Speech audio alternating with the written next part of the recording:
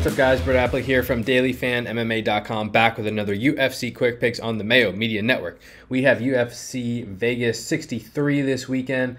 Calvin Kattar versus Arnold Allen in the main event. I think we only have 11 fights on the slate, so definitely a short one this week, but coming off such a phenomenal UFC 280 card, we have UFC 281 coming up. Still a lot of great fights left in the year. This is probably more of a hardcore event, but nonetheless going to give you my favorite cash game play, tournament play, salary play, and another tournament matchup I like for the event. Please, as always, like the channel, subscribe, like the video, subscribe to the channel. You can like the channel as well.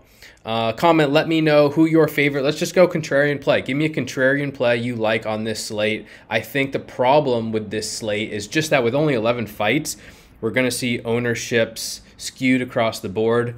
There just aren't many options to choose from, which means if you can take a stand, then that's really going to help differentiate you from the field. So interested to hear what kind of sneaky plays you guys like this week. Without further ado, let's get into my cash game play of the week, who is going to be Calvin Kattar at 8K. All right, I'm rolling with Calvin Kattar as my cash game play at 8K, and I'm considering just stacking up the main event in cash games as well. The fight's -110 on both sides, so it's not that Arnold Allen can't win this fight. It's not that Arnold Allen isn't a good cash game play either. I may end up with both of them in my lineup. I prefer Kattar a little bit more in cash games just because he's a more experienced, more consistent volume striker. He's averaging 5.19 significant strikes landed per minute, 7.15 absorbed. That's kind of his issue. 54% striking defense, but he's coming off 4 or 5 round main events in a row against Dan Ige, Max Holloway, Giga Chikadze, and Josh Emmett, and he's gone to decision all 4 times. Like, that is really, really valuable experience. Where Arnold Allen, yeah, he's 9-0 in the UFC, and he's incrementally increasing his competition, but the majority of his career has not been against, the elites of this division. And you can say the best win of his career was his last fight against Dan Hooker, first round knockout, very impressive. For him to knock out Dan Hooker is one thing. For him to knock out Calvin Kattar is, I think, a tougher challenge, considering Holloway couldn't do it with 445 strikes landed. Giga Chikadze couldn't do it. Josh Emmett couldn't do it. And it's not that Kattar doesn't get hurt, but to think, oh, this is an easy matchup for Allen, dust off his hands, first round KO. I'm not sure it plays out that simply. I'm also not sure Allen has much wrestling upside in this matchup. He lands 1.4 takedowns per 15 minutes, but Kattar defending at 91%. Of the two, I actually think Kattar probably has a little bit more wrestling upside, but I expect this fight to play out over an extended period of time unless someone randomly gets hurt, which, which is possible, but I'm not expecting it necessarily. The fight is projected to go the distance, -130, so you're projected to get 5 rounds worth of whichever side you choose in the main event. And Kattar is just a more proven volume striker. I mean, in these last 3 fights, he's landed 133, 144, and 130 significant strikes, where Arnold Allen has been much lower volume throughout the majority of his career, even in fights that have gone the distance or into round 3. Like, we're seeing numbers like 23, 31, 32, 29, 37. Significant strikes landed in 3 rounds. That is, he does not produce a lot of exchanges. He's had a couple outliers, including the fight against Dan Hooker, but I think Hooker really pressured him and kind of forced the counter out of Allen, and I'm not sure this matchup plays out exactly the same. It's still a competitive fight. Allen can win.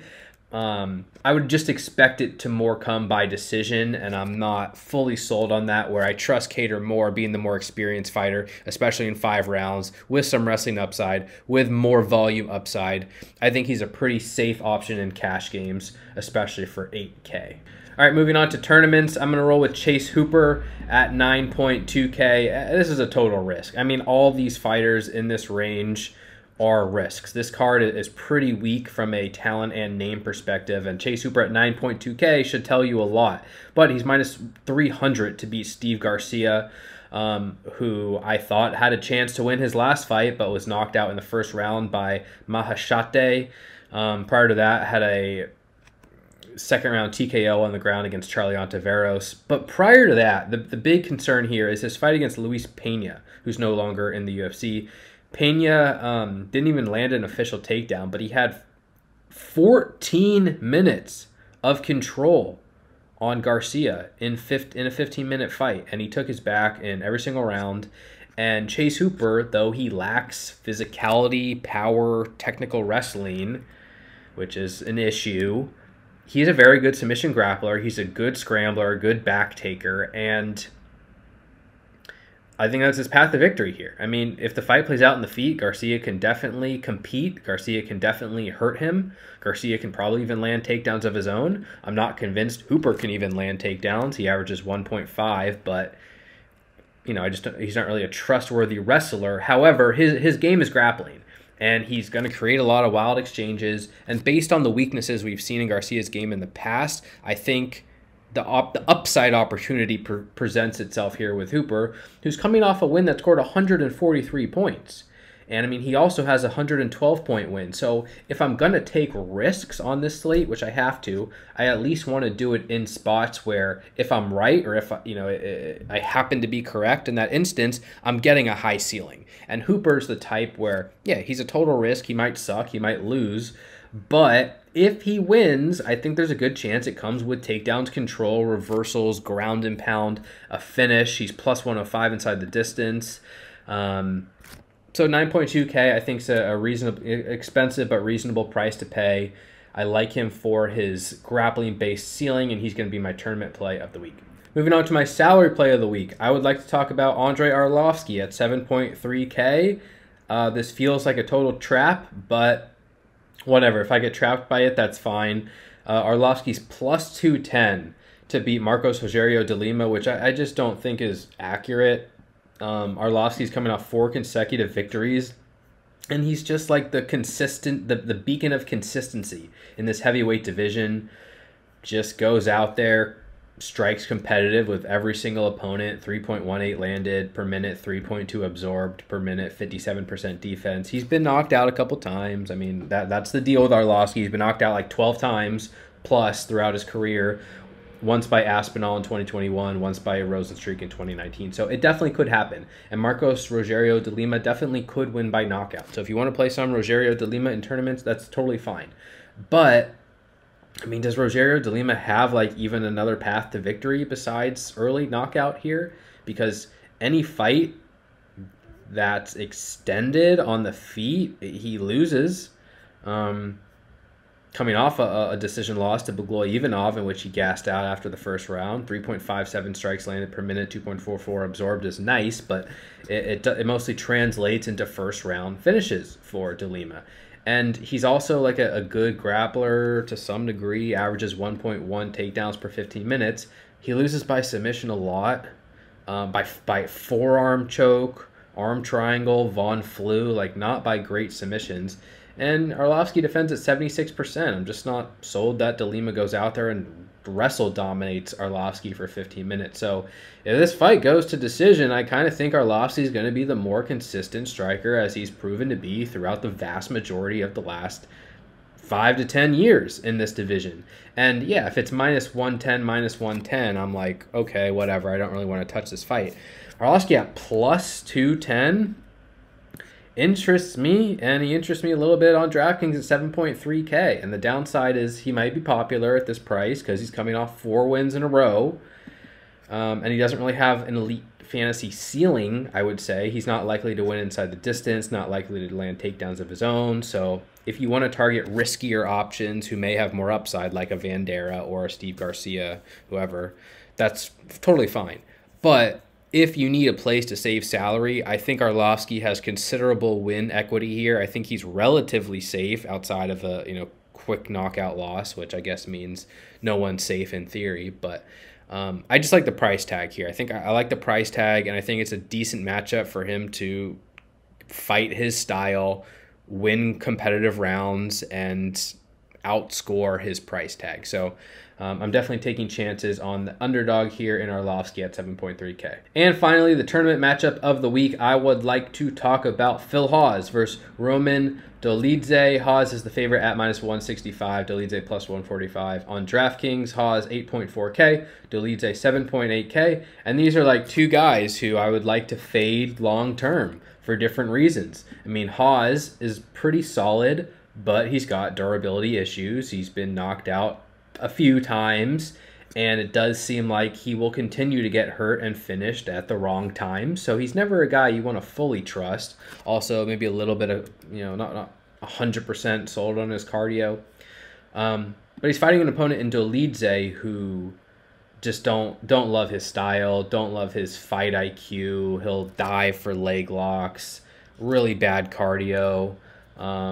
Coming off a good first-round knockout win against Kyle Dawkins, though, which really surprised me. And if he can knock out Kyle Dawkins in round one, he can probably knock out Phil Hawes. And if Roman Dolidze wins, I mean, he is a high-level grappler, and that's primarily his skill set.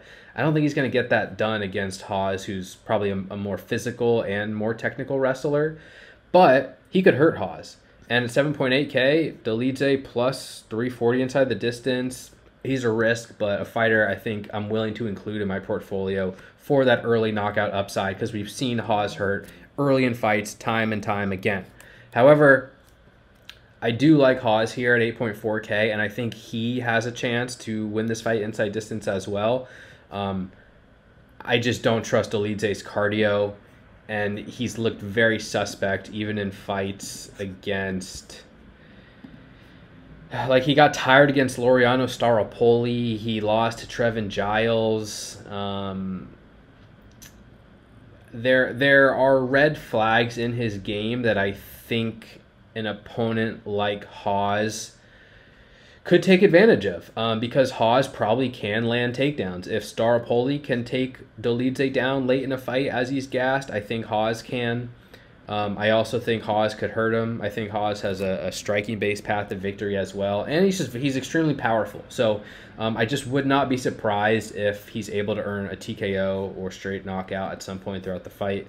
Hawes plus 170 to win inside the distance.